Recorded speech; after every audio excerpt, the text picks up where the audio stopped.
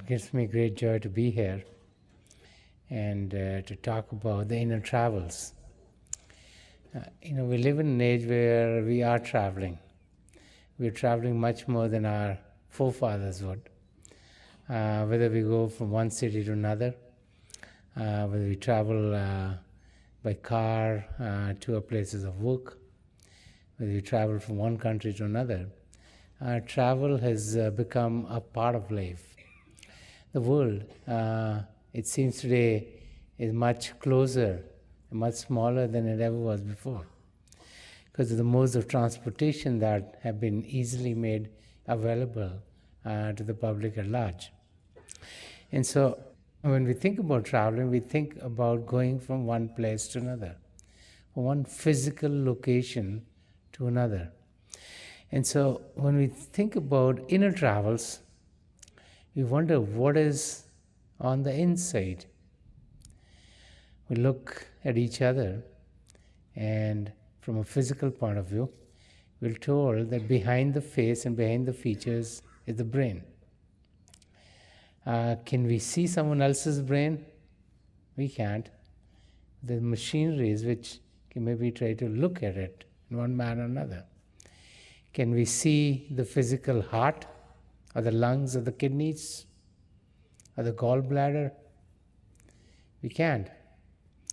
But through X-rays and MRIs and CT scans and other equipment which is there, they get a glimpse of what they look like and how they behave.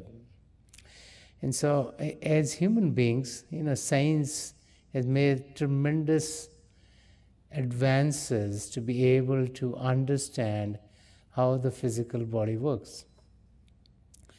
But irrespective of our advances, we are unable to fix all the difficulties in the human body. It's very interesting. There have been so many scientists, there's so many doctors, there are so many physicists, there's so many biologists, and even today, there are so many diseases or illnesses, or I would say malfunctions of the body, that we as human beings do not know any ways and means of stopping. The deterioration of the body, the stopping of this machinery, is coming to each and every one of us. We realize that we as human beings really don't know everything about the human body. And when we start to look at the human body, and we look at the environment in which we live, we find not only we as human beings, we are like 6 billion human beings who are living in the world today, there's so many other forms of life. There's so many animals out there, and so many birds out there, and so many fish out there, so many reptiles, so many insects. In the East, we believe there are 8.4 million of species, and we're just one of them. And we're having trouble understanding ourselves, and we are supposed to be the roof and crown of all creation. We're supposed to be the more intellectual and the most intelligent of all. And as our intelligence is being fine-tuned and being enhanced, and we think that we know more about this world, we start to leave back what we used to believe. The people in Europe, just off the coast of Spain are the rocks of Gibraltar. And the belief then was that the earth was flat. And so close to the rocks of Gibraltar, they put a sign up which says, "No more beyond." They wrote in Spanish. It meant no more beyond. So don't go beyond this place because you'll fall down. And then, some explorers, they ventured into the Atlantic Ocean, and they kept on going. And they came back and said, "We found 2 continents on the other side of the Atlantic Ocean." As we look back, we find that as we explore, as we learn more, what we thought was true is proven not to be true. And so with time, we change. Our beliefs change, our thinking changes, the experiences that we have make us experience newer and newer things. And so in our schools, we will learn that matter is made of molecules and atoms, which are made of electrons, protons, and neutrons, and they are all solid. But it's very interesting that today, as science has come up with more experimentations with all these accelerometers and with all that they have in many, many labs all around the globe, they've been able to break matter down. And today the scientists are telling us that there are smaller particles than the electrons, the protons, the neutrons. Whether you call them quarks, whether they are bosons or other names that they have. What is very interesting is that it is being proven that at the heart of the smallest particle is a vibration. A vibration so strong that it looked solid to the instrumentation which could not decipher it before. And what is very interesting is recently something came out and they said that in the smallest particle they found sound. They said they found two kinds of sound. One that seems to them is coming from close, one that seems to them is coming from far. It's very interesting. And the interesting part is that what scientists are finding today, the saints and mystics talked about thousands of years ago. What do you think of the holy word? Or the Naam, or the Shabd? You know, when in the Bible it says, in the beginning was the Word. The Word was with God and the Word was God. What does that mean? The holy word is a vibration on which all creation came into being. In the 6 scriptures, Kabir Sahib says, this is Awwal Allah Noor Upaya, Kudrat ke sab bande, Ek Noor te sab jag upja, Kaun bhale kaun mande, which translates into a statement very similar to what is in the Bible. Because this one says, in the beginning was God. You can call God as Allah, Vaheguru, Jehovah, Paramatma, Ishwar by any name. And from God came this creative power. It's called Noor. It's called the Naam or Shabd. It's called Jyoti or Shruti. It's called sonorous light or the holy word. And with their creative force, all regions came into existence. And so Kabir Sahib is saying, who are we to say that this is high and this is low and this is good and this is bad? Because they all came from the same source, they all came from God. So that's the vision of the saints. They see God in each living form.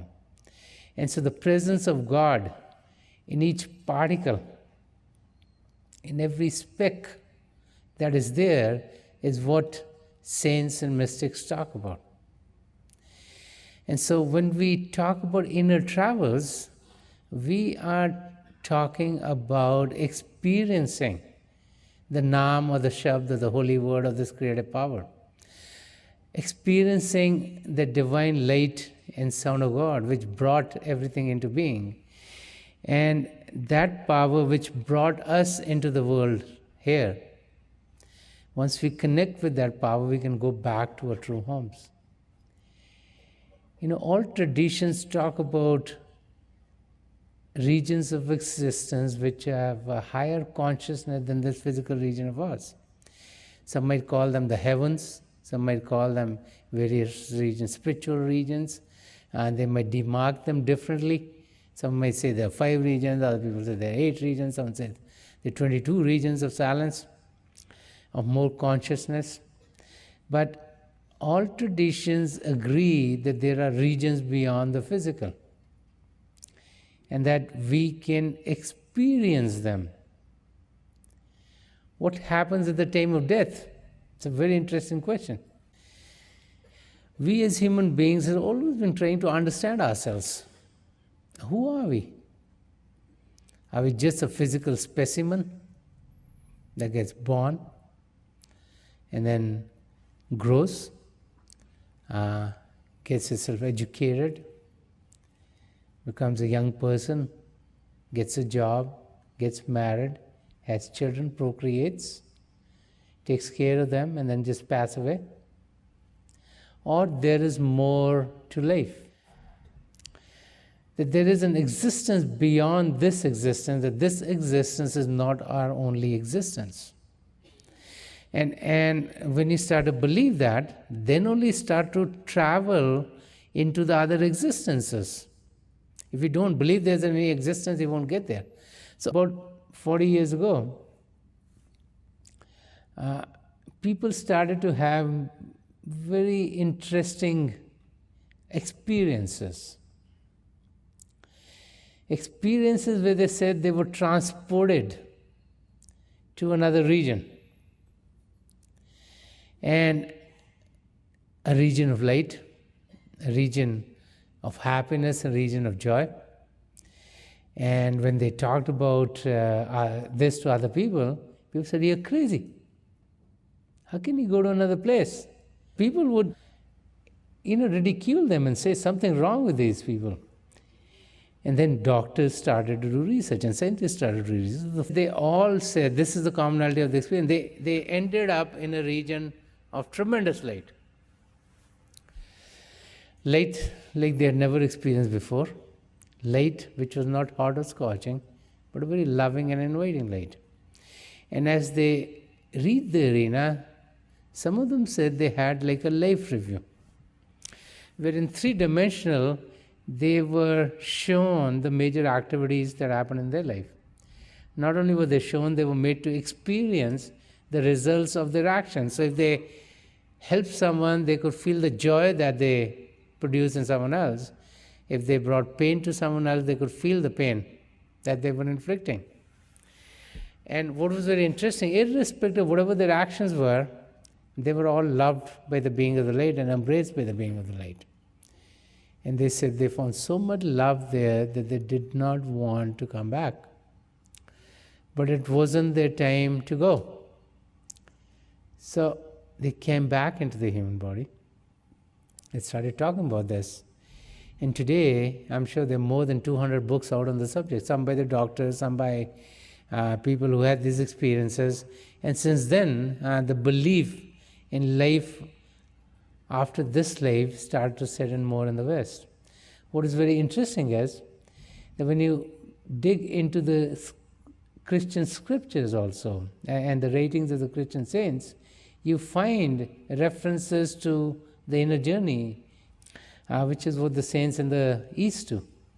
And what is very interesting is, like, if you start to think about what our faiths tell us, they all tell us that we need to commune with God. So how do you commune with God? Do you commune with God in English or Spanish or German or Punjabi or how? You experience God. So how does that happen? What is God? Is God like someone with a white beard sitting someplace? Or we all have our own conception of God. Okay? But what is very interesting is, everyone talks about God being omnipotent, omnipresent, being everywhere. So if God is everywhere, then He can't put any body on God. There's no limits to the Lord. So He can, like, when you put a body, that means everything is in that arena. But the many, many manifestations of the Lord are beyond our imagination. So how do you commune with God? God is consciousness. God is the creator. God is the spirit. So we need to rise to that level too. And so the realization that this body is not all there is very important for us to have. When you see someone who's passed away, what do you see? You see the same body. It's not like this person dies and it shrinks. But it's the same. The features don't change. It's not like a balloon that the gas is pulled out. So what has happened? The human being who could walk, who could talk, who could see, who could do things, can't do anything. Why? Because the power behind that body is gone. And what is that power? That is what is called our soul or our spirit. And that is what communes with the Lord. And that experience can be had by each and every one of us. Sant Rajinder Singh Ji Maharaj would often say, he would say, what one man can do, so can another. So knowing God is not the domain of only the saints and the mystics. Each and every one of us is a child of God. The human existence has been called the roof and crown of all creation because God has given us what in the East we call vivek. Vivek means we can discriminate between right and wrong, between truth and untruth. And as we use that faculty, we can go towards the truth. And so there's always talk about rising above physical body consciousness. The words rising above are very interesting because in all traditions, we think of God being overhead, the protector taking care of us. So I think we need to rise to reach God. But in reality, it's not like the soul is like going out of the body and going out someplace, because in the sky, the suns and the moon, and this is just, one galaxy, and there are so many other galaxies out there.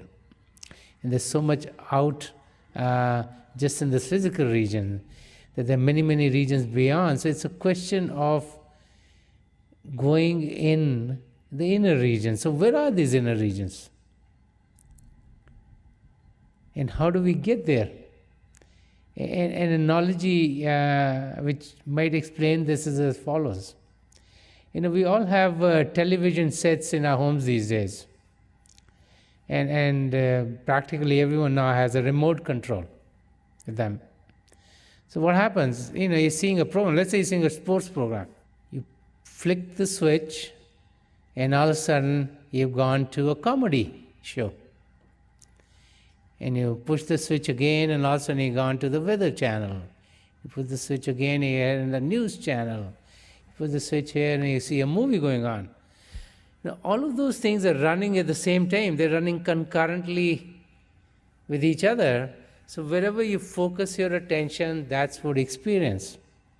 So I try to call it the channel of God. It's also running. It runs 24 hours a day, 365 days a year. It's running within ourselves. So it's a question of, are we going to focus our attention on this channel? Right now what is happening is, we're living at the level of our physical senses. A sense of sight, a sense of hearing, a sense of smell, a sense of taste, and a sense of touch. This is what we operate with. And what is very interesting, scientists who are doing research in all kinds of things, they tell us that 83% of what an average person does happens through the sense of sight. 14% of our activities happen through the sense of hearing, and only 3% of our activities are dependent on sense of smell, taste, and touch. And this is why in this world, we say, oh, I saw it with my eyes, it is true. Because 87% of what we do happens from there, and we say, I heard it myself, it has to be true. But what the saints and mystics tell us is that what we experience through the eyes, what we're hearing through these ears, are lights, visions, and sounds of the physical world. So we see the physical world, we see other objects of matter in this world. We hear the music, the sounds of this world. But that there is much more to life than what we experience through these physical senses. That we can tune ourselves to the channel of the Lord by what is called rising above physical body consciousness, which means like taking our attention and focusing in a more conscious arena. They tell us that along with these physical senses and these gateways, because the eyes, the ears, the nose, the tongue, and so many senses in the body, they're all opening to the world outside. That God has given us an opening to the world inside, and that opening is here, between and behind the two eyebrows, called the seat of the soul, the single or the third eye, the Shiv Netra or the Dasmadvar. In the Holy Bible it is said, if thine eye be single, thy whole body shall be full of light. So what do you think that means? If you concentrate all your attention at the single or the third eye, you're going to experience light like you never experienced before. You're going to experience the divine light of God. You're going to experience the celestial music within. And by learning techniques one can soar into the regions beyond. Today meditations become very popular. You meditate because you want your team to win the ball game. You meditate before a big exam or a decision. You meditate to keep the body calm. There are techniques to meditate where you visualize something. You want to be in an area, it gives you happiness. And there are all kinds of meditations out there. So one needs to think to themselves, what kind of meditation do we want to learn? The true reason to meditate is to know God. And to go for God is to go on the inner journey. And to get all of these things on the outside is just travels in the world outside. We think we go to a place on vacation because we're going to enjoy ourselves. And we want to do this and we want to do that. It'll be helpful to our physical body and our mental state. But little do we realize that on spiritual health depends the health of the body and the mind. If a spirit is not healed, no amount of mental gains or physical gains are going to make this existence successful. We're all here for a short number of years. We could live to be 60, 80, 100. Today, as science is telling, maybe 110, 150 even. But one day, physically, each and every one of us is going to die. And so what happens then? Have we prepared for the new lands that we'll be going to? So saints and mystics say that by learning the right kind of techniques, we are able to experience what happens beyond this life. We can rise above physical body consciousness. We can enter the ethereal regions within. We as souls are a part of God, but we're stuck in the human body. And the light within and the Lord is every place. The light within is there. So what is needed is for this inner eye to be opened. Unfortunately, for most of us, it's closed. And since this is closed, we never can go into the regions within. And so, as we have the attention of a saint or a mystic, and with their attention, as they help us open this inner eye, which is acting as a torch to take the light and put us in that right state, then the gateway towards our goal is not only experienced by us, is opened up for us, and we can go on that gateway. And that's what initiation is all about. And so as we start to then go into the inner regions, we start to experience vistas after vistas of divine light. Lights like we've never experienced before. Vistas after vistas, the states of calm and happiness and joy that we can go into. As we learn the techniques of rising within, and with help and guidance, we can be guided from the physical to the divine. What is also interesting is, the people who had near that experience, they just went to the threshold between the physical and the astral regions. And they were sent back. And, their lives were transformed. Dr. Melvin Morse, he's a great researcher in the area in Seattle. He came out with a book which is called Transformed by the Light, which took the lives of those people who had a near-death experience, and what changes came in their life 10 years after that experience. And what is interesting is that most of them had changed their professions. They've gone into more loving profession, compassionate profession, where they could help someone else. Many of them started going more to the places of worship. So they started to realize the presence of the Lord and were focusing their lives in that direction. We're all children of God. It's a question of where we put our attention. Those who focus their attention within are the ones who are able to experience the divine realms within. And each and every one of them has equal access to them. As we focus within, we'll be able to get into the inner regions. We'll be able to experience not only the beautiful sights within, but also celestial music. Music like we've never heard before.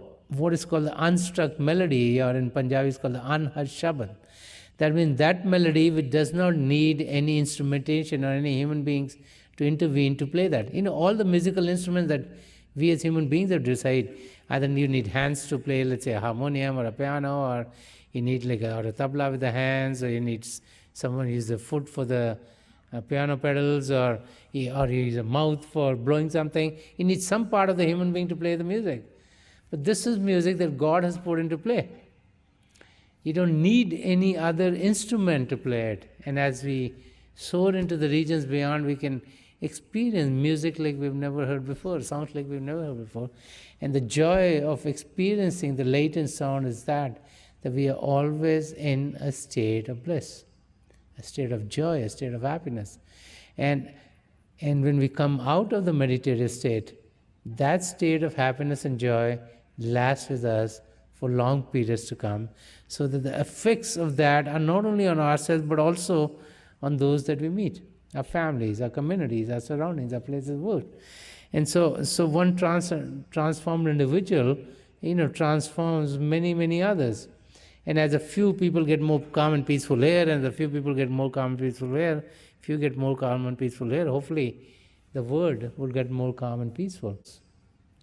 As you learn the techniques to sit in silence, meditation, nothing more than sitting in silence, silencing the body and silencing the mind, you'll find that the joys of being in that state are tremendous, and they keep on coming and coming and coming. I pray to God to help each and every one of us realize the importance of this existence, and to experience ourselves as we truly are. This body is just the home in which our true self, our soul, resides. And so just like we touch the body, we feel it, we experience it, we can experience the soul. And meditation is a means by which we can experience our soul in the science of spirituality. And the reason the organization called Science of Spirituality, spirituality is a science. It's not haphazard. It has a hypothesis. And the hypothesis is there's God, and our true self is the soul, and our soul and God can meet. And to do the experiment is the human body. We experiment in the body, because that's where we sit in silence, experiment. And based on the result, if we experience the light within, if we experience the sounds within, if we experience being in a state of bliss and joy, then we know we're on the right track, and that connection can be made. So this is not like blind faith or believing in something. This is believing in something because we experience it, and no one can change our experience. And so to experience the Lord within is the key, and those who have the experience know that God is there, and that experience can only be had if we sit in silence ourselves.